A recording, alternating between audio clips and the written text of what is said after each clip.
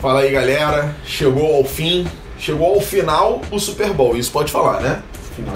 Chegou ao final o fim da temporada, né? O fim da temporada, oficialmente acabou. Na verdade, a temporada só acaba no dia 14 de março, né? Que é o começo. Não, a temporada só acaba depois que a gente dá os nossos prêmios. A temporada não acaba sem a gente não acaba. Próximas semanas a gente... E na verdade a temporada não acaba nunca, né? Porque depois disso aí vem free agency, vem draft. Chega julho, parece que nunca mais vai ter temporada. Exatamente. Pô, julho é o mês mais longo. Estão muito otimistas pro meu gosto. Chega julho pra ver como é que vocês vão estar. É verdade. Enfim, vamos falar um pouquinho de Super Bowl, né? Tem recado antes? Não, só no final. Só no final? Vai guardar o recado pro final? Vou guardar. Muito legal. Fica até o final. Maneiro, coisa boa. Negócio muito maneiro. Show. Então vamos falar um pouquinho de Super Bowl. Parabéns ao Philadelphia Eagles. Fizeram um partidaço, na verdade, fizeram um grande playoff, né? Grande playoff. E foi o maior rating da história. Tudo bem, que se ele jogar mais um jogo vai cair, mas no momento o Peyton Manning acho que é 23, o Brady é 18, então... Não, mas lógico, impressionante o que fez Nick Foles. Em um ano ele foi um dos maiores ratings da história. Eu tinha falado na semana passada, a gente falava muito da defesa do Philadelphia Eagles e falava pouco do ataque. O ataque que enfiou 38 pontos naquela defesa do Minnesota Vikings, agora enfiou 41, uma boa defesa. Desculpa, não é nenhum mérito, né? Minha defesa é muito ruim. Mas esse ano tava muito ruim, mas assim, óbvio que o mérito... Mas também não era uma defesa vagabunda. Mas a defesa campeã ano passado. Meu ponto é, eu falo brincando, assim, não é muito mérito, assim, só pra fazer a piadinha criticando a minha defesa, mas é óbvio que é um baita mérito. Eu tava conversando até com um amigo meu, acho que nunca ficou tão evidente o quão técnico é importante na NFL. Você pega exemplos do Rams, você pega exemplo do Vikings, você pega exemplo do Eagles campeão, acho que nunca ficou tão evidente. A gente sempre tinha um ou dois, Pete Carroll teve uma boa temporada, chegou super... Mas o próprio Belichick também. Belichick tem ali, mas eu acho que ficou muito evidente isso, entendeu? Então eu achei que realmente o Doug Peterson fez um trabalho fantástico. Os caras perderam, de dois melhores jogadores, talvez se você olhar, os dois melhores jogadores, um dos melhores da defesa, Jordan Hicks. Um dos melhores da defesa, então assim, cara...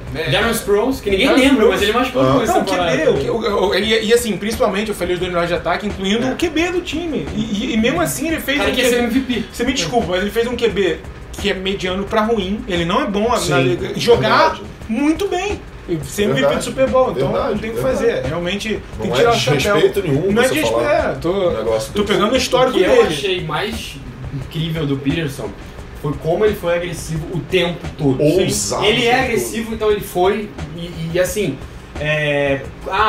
moedinha, quem vai começar? O Peyton falou, você escolhe Eagles, eu quero porque eu vou fazer 7 pontos e vou mostrar quem vai começar pontuando. E vai, quarta descida, converteu as duas, em terceiras descidas, 16 terceiras descidas, converteu 10, ele foi agressivo. Parabéns ao Doug Peterson, eu achei assim, que até o Belichick muitas vezes é agressivo, por exemplo, naquela 4-1 que o Brandon Cooks pula, podia ter arriscado ali, eu achei, se era o Peterson, tudo bem, era o primeiro tempo ainda, mas se era o Peterson também tivesse arriscado. Sem criticar o Belichick, que é um gênio, provavelmente o melhor de todos os tempos. Mas o Peterson foi o cara da noite. Antes de eu perguntar um negócio pra você sobre o New England Patriots, eu vou perguntar uma coisinha pra você. Sobre também New England Patriots. Malcolm Butler não jogou nenhum snap defensivo, mas jogou alguns no Special Teams. Parece que foi uma decisão do Bill Belichick com o Matt Patricia e tal. E o Eric Rowe não fez uma boa partida. Nem o Jonathan Bandemosa. Né? Pior ainda. Você acha que isso atrapalhou? O que você tem pra falar sobre isso especificamente? Bom, o Butler não jogou bem esse ano, é um ponto. Não foi ruim, mas não foi o melhor jogo dele. Ele caiu em comparação a ele, mas não estava ruim. Mas ele é muito melhor do que o Rowe e o Bandemosa. Exato. Mas tem um motivo pra isso. É lógico que o Belichick e o Patricia vão morrer com isso, porque não botaram o cara. E, como eu falei, 10 terceiras descidas convertidas. Que uma, duas, o Butler tivesse dado um tapa, tivesse segurado um pouco mais a cobertura, o cara não tivesse sendo pra lançar, podia ter mudado o jogo, podia. Mas assim, alguma coisa séria deve ter acontecido, nem que seja assim, Butler, você vai começar no banco, e o Butler ficou irritado, não vou começar, então você tá fora. Nem que seja isso, eu acho que a linha dele é essa, acabou. Só complementando isso aí, pode ser, mas infelizmente a gente nunca vai saber, porque times como o Patriots, como o Packers também fazem muito bem. Infelizmente não vaza informação nenhuma. Se a gente vai saber, sair e quiser falar, né? Aí que tá isso que eu tô querendo responder. A gente vai saber se ele sair e ele botar a boca no que acontecer. E aí a fofoca que rolou, inclusive eu vi no Twitter algumas pessoas falando isso como rumor, tá? Que ele chegou atrasado em treinos, que ele teve problema com drogas, que ele confrontou o coaching staff, bateu de frente com o coaching staff. Se for isso, não, eu vou dar ainda mais. Eu vou dar minha opinião. O que eu acho é o seguinte: como torcedor, assim, desde que o Gilmore veio e eles não renovaram com o Butler, ele já não tá. Uma bola de neve. Não tava satisfeito. Isso aí foi uma bola de neve. Foi crescendo. Aí o Gilmore tava mal no início da temporada, ele tava bem, o Gilmore assumiu, virou cornerback 1. E um cara que estava acostumado a ter essa moral, a ter tudo isso, já não estava tendo essa moral. Já perdeu confiança. E ao mesmo tempo, o Eric Rowe, o Patriots utilizou bastante ele para cobrir wide receivers grandes. Então, como é que antes do Gilmore vir, o que eles faziam? Botava o Butler no menor wide receiver que eles têm, por exemplo, o Antonio Brown, e alguém para cobrir o maior wide receiver, que seria o Eric Rowe. Ok, ele fez um bom trabalho com a ajuda do safety. Tem que se mencionar isso. O que aconteceu no jogo? Eu discordo totalmente da decisão de tirar o Butler, não faria, mas no jogo eu acho que o que prejudicou o Eric Rowe ainda o Alshon Jeffrey não é só alto, ele é muito rápido. Isso também prejudicou. E o segundo ponto, Hightower não jogou. Quando o Hightower não joga, o Devin McCourty tem que jogar muito mais próximo da linha. Se o Devin McCourty tem que jogar muito mais próximo da linha, e o Chung já tá preso no tight end, quem vai ajudar o Eric Rowe? Então é uma ilha. Se você tem que botar, já sabia que ia ser esse o gameplay e vai botar uma ilha, então você coloca o seu melhor jogador, que é o Butler. Embora ele tenha uma desvantagem de tamanho, espero ele faça alguma coisa. E aí eu começo a lembrar disso tudo que você tá falando e ver a identificação do Doug Peterson disso tudo que ele falou e explorar o Eric Rowe. Então foi touchdown do Alshon Jeffrey em cima do Eric Rowe. E os linebackers com a falta do A falta dos linebackers. E esse corpo de linebackers dos Patriots, o que tá ali, me lembra até o Miami Dolphins. É um negócio lamentável. Eu tinha certeza que se o Eagles quisesse correr com a bola, eles iam correr. Por exemplo, o Lane Johnson correu 4,72. O Elandon Roberts, que é meu linebacker, 4,71. Mesmo um segundo a menos pra um cara que tem pelo menos 40 quilos mais.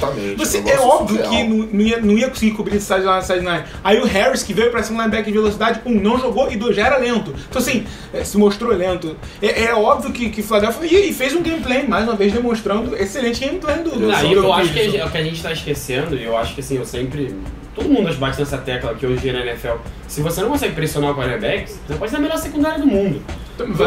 Pitch da MLB. Você pode ser o melhor cara, o cara vai rebater, meu camarada. Vai rebater alguma hora. Exatamente. Não entendi porque eu não assisto beisebol, mas queria ter entendido essa. O cara pode ser maravilhoso, mas alguma hora ele vai falhar, porque a secundária pode ser perfeita. Mas assim, se você não pressiona, o Nick Foles não foi encostado. O James Harrison, que foi cortado dos Steelers há 1 mês, 2 meses, talvez tenha sido o melhor jogador do Patriots ali. Sim. Então você vê a dificuldade. E aí são duas coisas. A DL dos Patriots, aliada a esses linebackers, o front seven já é questionável.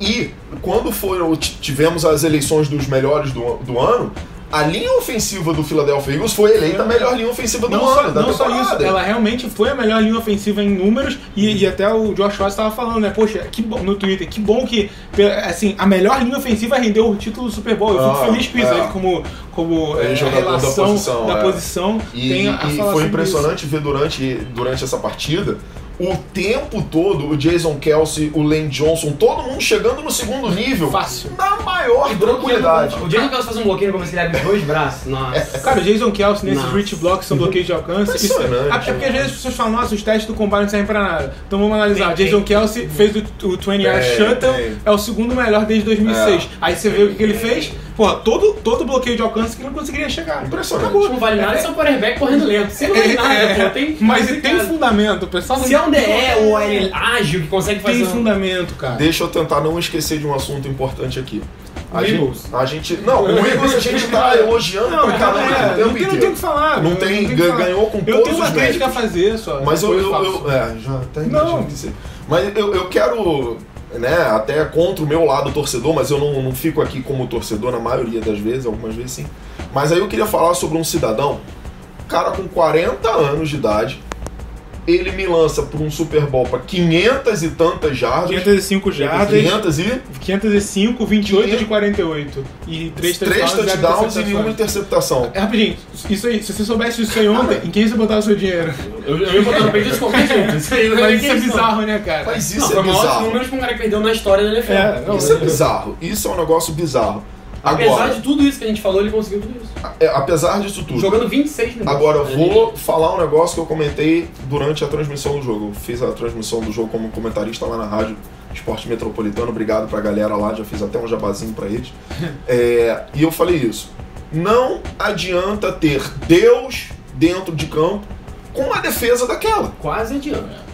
Quase adianta, mas não adianta. A gente não vê o Aaron Rodgers ganhando todo ano, a gente não vê o Big Ben ganhando todo ano, a gente não vê o Drew Brees ganhando todo ano, a gente não vê esses caras que a gente chama da elite. O Philip Rivers nunca ganhou na vida. Não, mas aí o Dan Marino nunca ganhou na vida. Então assim, o time mais equilibrado ganhou.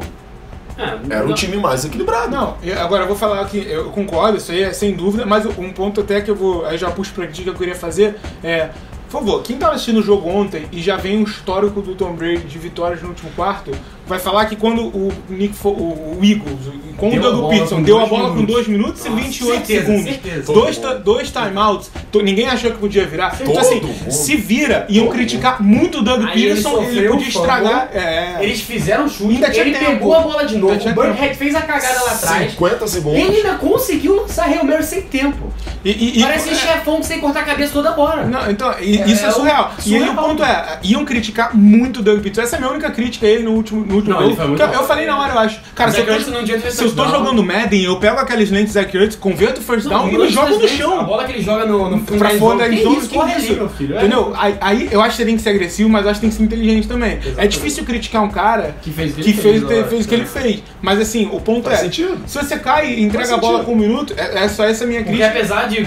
Como você tem um quarterback muito superior, a outra crítica que eu ia falar, a outra crítica é pro Brady, sim, pro Patriots, que é o caso assim, ele falou, não adianta ter Deus. Pô, mas se ele realmente fosse Deus e fosse perfeito, ele teria virado esse jogo. E porque a leitura... No final, tudo bem, mas... Porque a leitura no lance do fumble, é óbvio que quando o game plan foi de quick pass, quando a OL precisou dar 4 segundos pra ele, não deu. Ok, mas o James White saiu livre desde o início da jogada. Então assim... não foi a leitura dele. Não, mas a leitura tinha que ter sido justamente essa. É difícil também criticar o cara nessa situação, mas o ponto você entende que ele no final ele vira o corpo pra dar no James White. Mas se ele dá antes, o James White iria correr porque a defesa tava off, iria pegar o first down e ainda poderia sair de campo. Então assim, se ele, como você falou, se ele realmente fosse perfeito, embora eu não concorde, eu entenda e concordo que é óbvio que você tem que ter um time equilibrado pra brigar. Tipo assim, a gente quase põe à prova que não precisa. Isso que é bizarro, esse é meu ponto. É muito superior. É muito louco isso. E o coaching staff, óbvio, mas o conjunto é muito louco. Mas eu vou defender o Brady. Eu aprendi muito Tony Romo. Tony Romo fala todo jogo isso, ele defende quarterback. Várias vezes ele perde a leitura e fala, cara, eu fui quarterback de 15 anos ali. Você tá olhando pra aquele, cara. Sua leitura inicial é aquele. O cara que tá livre. Você não tá olhando pra ele. Claro. É a segunda, terceira. E só um detalhe, a gente falou semana passada aqui que o Eagles usava... Tudo bem que a defesa do jogo bem mal, o Jim Schwartz, inclusive, vai tirar do currículo esse jogo, apesar do anel. Eles não conseguiram pressionar, lógico, o Patriots fez um gameplay muito bom, especialmente 4 no segundos segundo se livrar. A secundária do Eagles jogou muito mal, mas assim, a OL do Patriots, nesses 4 segundos que o Marcelo falou, conseguiu segurar muito bem, a gente precisava do direito sempre com ajuda, mas na hora que precisou, eles fizeram o que a gente falou semana passada, botaram o Brandon Graham por dentro, botaram 3 DEs e o Fletcher Cox, foi lá, forçaram o fumble ganhar o jogo. Exatamente. E aí, só pra... o que eu queria falar também é a situação dessa proteção do Patriots não ter sido na verdade, a proteção do Patriots, em diversos momentos do jogo, já no final também, o Eagles só pressionou realmente com os 4, não precisou. E foi exatamente o que a gente falou. A gente falou isso toda hora. Que não ia precisar. Entendeu? E o James White, nessa jogada específica, era só o check down dele. Ou seja, realmente ele era a última leitura. Então assim, essa crítica que eu tô falando, você entender o jogo, pode não servir de nada. Porque realmente era a última leitura e ele virou pra dar. E a gente falou semana passada, a defesa sempre consegue se guardar pro final. Ainda mais que eles só jogaram 26 minutos. Então, o ataque do Eagles jogou 34, então a defesa descansou e no final... teve gás pra aparecer. E assim, e antes que critiquem eu ter falado do Doug Peterson, naquele momento do jogo, salvo engano, o Patriots vinha nos últimos drives do ataque, eram 2 TDs e um field goal, salvo engano. Tipo, se você pegar os últimos drives do Patriots até aquele momento. Mas não teve um punch. Então assim, mas eu acho que a defesa do Eagles não iria segurar. Realmente o Graham tava jogando não tava segurando. E aí, outra parada também que eu queria comentar, eu tô até falando muito, mas foi. Se vocês quiserem ver. Nervoso, tá não, emocionado. mas eu tenho muita coisa pra falar mesmo. Se vocês quiserem ver um bom play calling, olha o drive do TD do Patriots, do McDaniels. Quem for ter ele, olha o drive do TD do Patriots. Eles fazem 2 misdirection com o Buckhead. No terceiro faz um play action, aí dá a bola sozinho no Hogan lá. 20, 30 já. Todas essas jogadas. Toda hora. Não, essas 3 jogadas. Não, é assim, não vamos conseguir correr. Cara, eles correram quando precisou mesmo e tal. Ou seja, só pra analisar esse drive de novo, quem quiser ver um bom play calling, nada é por acaso. O que eu achei legal, num determinado momento que o jogo virou, a corrente virou a favor dos Patriots, era Brady, Gronkowski, e nós dois vamos resolver o jogo. E estavam resolvendo. E era óbvio, a gente podia ser, não precisava nem ser Tony Romo, vai ser passe pro Gronkowski. E era passe pro Gronkowski e ninguém fazia nada. Então é impressionante o grau de superioridade desses dois caras com relação à liga inteira. Não, tem uma frase assim, é um negócio absurdo. O Gronkowski tá livre mesmo quando ele tá bem marcado, se é o Brady lançando a bola. Ou qualquer outro QB de elite. Bizarro, bem louco. Bizarro. E eu queria falar também uma coisa do Eagles que prova que aquele papo de ativismo extracampo tira a atenção do que realmente importa. Os Eagles são um dos times que mais teve ativistas extracampo. Malcolm Jenkins, Razor Fizz, ele também foi um dos pioneiros nisso. E foi um. Não, só queria deixar claro assim, isso realmente não tira o foco. Então assim, e aí? Exatamente. Já disse que não vai. Não vai. Eu acho que eles não vão. Eu acho que exatamente. E eu posso fazer o último ponto? Vai. Claro. Running backs do Wisconsin no Super Bowl. O James White, 1 milhão de touchdowns desses anos todos. O Corey Clement, jogou demais. O Corey Clement, de verdade. Eles não vão lembrar, mas ano passado eu falei, o running back do Wisconsin é bom esse draft. Ninguém conhecia, o cara foi no draft, olha lá. Então também. Eu vou dar o crédito, eu vou falar aquela que eu falei pra você. Eu vou dar o crédito antes, foi o pessoal lá do No Flags Brasil. James White nunca passa em branco no Super Bowl. Muito boa essa. Puta, essa foi muito boa. Essa tinha que falar no final do programa, porque aí acabava assim, Essa foi sensacional. Quer falar, dá um recado aí agora. O recado a gente sempre fala pra vocês, se você for viajar para os Estados Unidos ou conhecer alguém que vai viajar para os Estados Unidos, se você quiser economizar dinheiro, acho que todo mundo quer economizar, né? Ninguém gosta de rasgar dinheiro. Qualquer evento esportivo ou não, tem nosso código aqui embaixo, OF no Super Ingressos, tem o link aqui, clica no link aqui embaixo. Procura lá, show, tudo que você quiser vai ter. E um grande OFM, Guilherme Guimarães, usou o código para ir ao Super Bowl. E ele mandou umas imagens pra gente, então a gente se despede aqui. Quem vai fechar o programa é o Guilherme.